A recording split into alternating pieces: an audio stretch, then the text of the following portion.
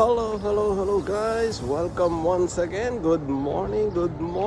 Yes, it's already 5:30 a.m. in the morning and welcome guys sa aking day 4 of my Ramadan fasting journey. So ayan guys, nakakaapat na araw na ako na nagpa-fasting at nakakausad. So ayan, papasok ako ngayon sa work. 5:30 a.m. in the morning. It's already Saturday, yes, last day of the work week ngayong linggong ito. So hopefully matapos natin ang linggong ito na maayos at malusog. So guys, welcome, thank you for joining me. This has been your host Master Simon. Welcome po sa aking day 4 ng aking Ramadan fasting journey. So yan, naglalakad ako ulit papunta sa bus stop.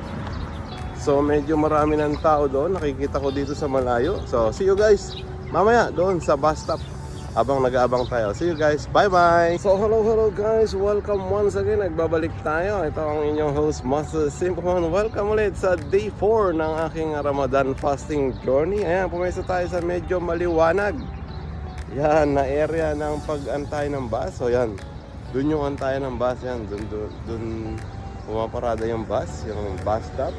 So nag-aabang tayo ngayon, medyo marami ng tao. Tingnan natin, ayan, marami ng tao. So yan, dito ako araw-araw nag-aantay ng bus papunta ng DIP Metro Station. Yan, so maya dadating na yun kasi dapat mga 5:30 to 5:40 siya darating. Yun yung sinasakyan ko at ang travel time nun is more or less 5 minutes lang kasi ilang station lang naman yung bus stop yung hihintuan niya, kaya mabilis lang. So dito ako araw-araw nag-aantay. Ayan, marami na kaming maaga. Sobrang aga ng pasok, kaya sobrang aga ko rin lumabas dahil ugali ko kasi na ayaw ko yung naghihintay at ayaw ko rin yung nalilate. So yan, yung isa sa ating mga good traits. Yung gusto ko lagi ako maaga, kahit sobrang aga ko okay lang. Kumbaga sabi nila punctuality.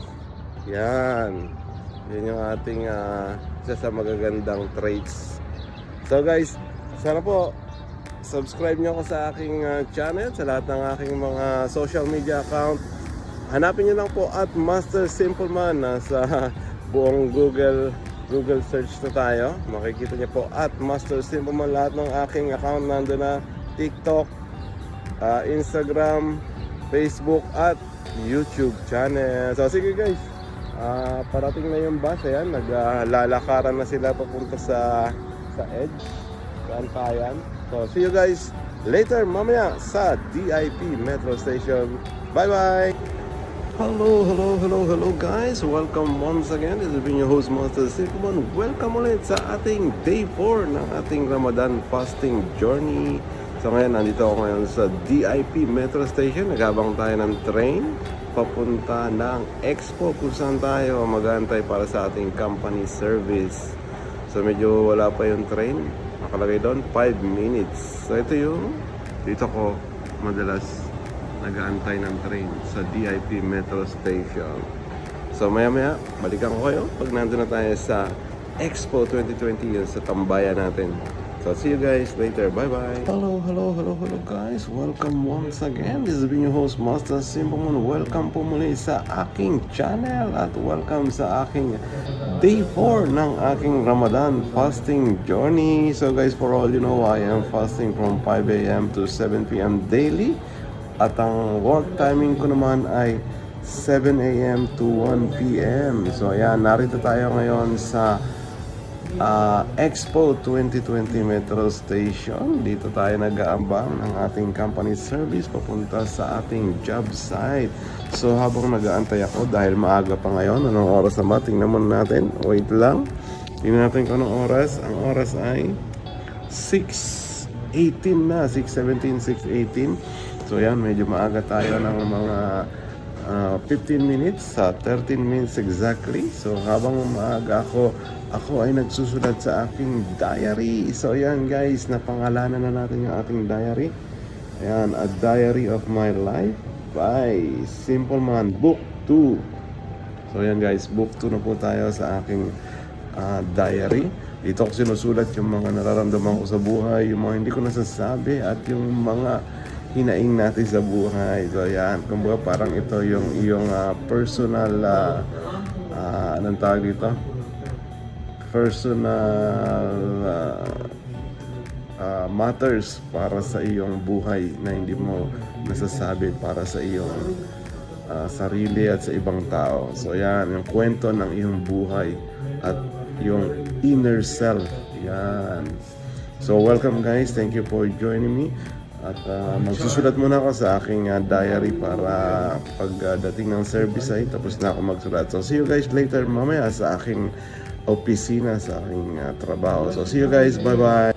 Hello guys! Welcome once again! Ayan, nagbabalik tayo at nakarating nga tayo dito sa aking opisina. So ayan, at welcome guys to my channel and welcome to the day 4 of my Ramadan fasting journey. Today is February 21, 2026. So nakakaapat na araw na tayo at syempre dahil kararating lang natin, time check is 7:06 AM in the morning. So ang timing natin is 7 AM to 1 PM.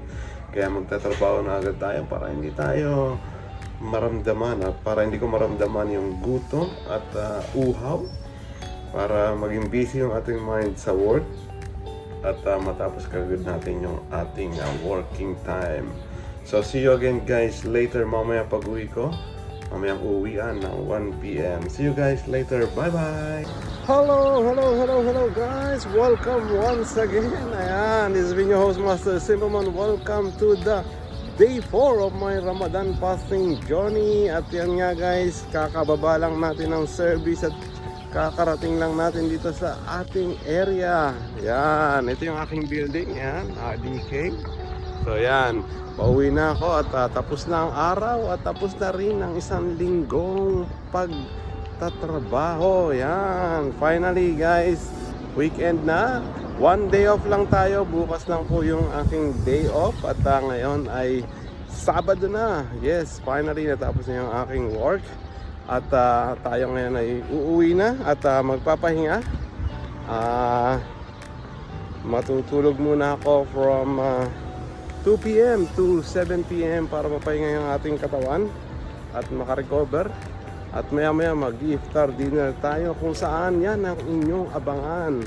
So sige guys, magpapahinga muna ako at matutulog ng 5 oras. So see you guys later. Bye bye. Thank you. Hello guys. Welcome once again. This is being your host Master Simpleman. Welcome po ulit sa aking channel at sa aking day 4 ng ating Ramadan fasting journey. So guys, welcome once again. Ayan, kagigising ko lang. Time check is 8 PM. So 8 PM na ngayon. Kagigising ko lang katatapos lang maligo at maglinis at magayos para tayo ay mag-dinner. Siyempre nakaupo na ako dito sa aking pagkakainan. Dito tayo kakain sa Shakila. Ayan, Shakila. Shahikila Restaurant. Ayan, yung isa sa mga restaurant na malapit lang dito sa aking bahay. Yun yung aking building, bahay. Ayan, konting lakad lang. Isa tong Indian food that dito tayo kakain ngayon. Tingnan natin, meron akong menu. Ayan, pinigyan tayo ng menu. Pipili tayo kung anong masarap na kakainin natin ngayon. So, see you guys later. Pipili muna ako ng kakainin ko. See you guys, bye bye. Hello guys, welcome once again. Ayan, nagbabalik tayo dito sa ating kinakainan at pumasok tayo sa loob ng restaurant dahil medyo malamig na doon sa labas sa outdoor dining nila. So narito ako ngayon at kakain ako ng dinner ngayon. So guys, welcome. This is being your host Master Simpleman. Welcome to the day 4 of my Ramadan fasting journey. So for all you know guys, fasting po ako from 5 AM to 7 PM daily for the whole month of Ramadan. At natutulog naman ako pag dahil ang working hours ko ay 7 AM to 1 PM lang. At natutulog ako from 2 PM to 5 PM. Yan, para maging refresh. Tapos naliligo, nag-ayos. At ngayon ay magdi-dinner na tayo. At dito ko napili sa isang Indian restaurant malapit lang dito sa aking building accommodation. So ang ating kakainin ngayong gabi ay sobrang special. Yan. Charcoal grilled chicken na may kasamang roti. Ayan, ito yung roti. Ito naman yung charcoal grilled chicken nila na may fries. Ayan, na may fries. Tapos meron silang salad, vegetable salad at mga condiment sauce. So yan guys, yung aking magiging dinner ngayong araw ng day 4 na aking Ramadan fasting journey. So guys, sige, kakain muna ako at kita-kits tayo ulit mamaya. See you guys, bye-bye! Hello guys! Welcome once again. Nagbabalik tayo. This is your host, Master Simple One. Welcome sa day 4 ng aking Ramadan fasting journey. So guys, dito ako kumain sa Shahi Kila. Ayan, Shahi Kila. Yan tayo kumain ng dinner at sobrang sarap ng kinain natin. Kaya busog na busog ako ngayong araw at ngayong gabi. Parang pang tatlong kain yata yung kinain ko. At least nabusog naman tayo ngayong gabi. So welcome guys. Pauwi na ako ngayon. Dumaan na ako ng Wmart dahil bumili pa ako ng fruits. Yan. Para sa ating midnight snack kasi wala tayong pasok bukas. So pwede tayong magpuyat ngayong gabi at nakapagpahinga naman tayo ngayong araw.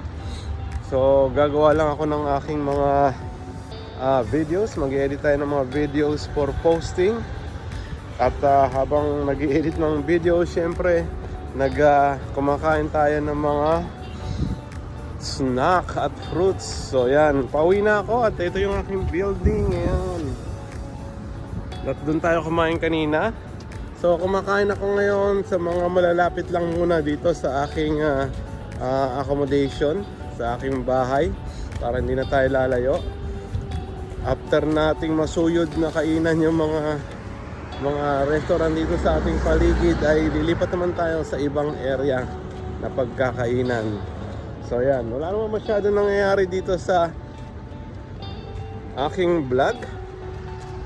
Dino-document ko lang yung aking pagpa-fasting from 5 AM to 7 PM at para malaman ko yung aking progress kung nakakaya ko ba yung bawat araw na ako ay nagpa-fasting. Walang kain at walang tubig. So yan. Pero more on pahinga tayo para makarecover yung ating katawan sa mga nagdaang panahon na lagi tayong pagod at stress. So yan. So yun yung aking goal na maging mas healthy pa ngayong Ramadan time. Pagkatapos ng Ramadan, sana makabawas tayo ng mga timbang. Yan. At medyo gumaan-gaan yung ating katawan. So wala naman masyadong ganap dito sa aking buhay, dito sa aking pagpa-fasting, kundi sa mga pagkain natin sa iba't ibang restaurant, iba't ibang lugar.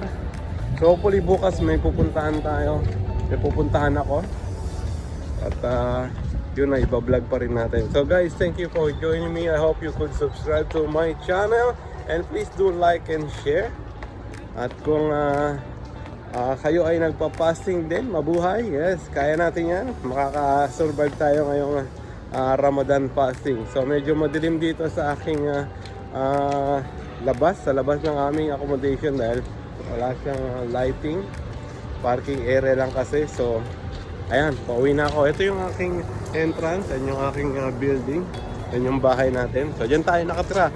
So nagpapahinga na ako ngayon. Gagawa lang ako ng mga videos for editing, for posting, at magpapahinga na rin. So see you guys tomorrow once again sa aking channel, sa aking vlog, at hopefully makita-kita ulit tayo bukas. Thank you, bye bye.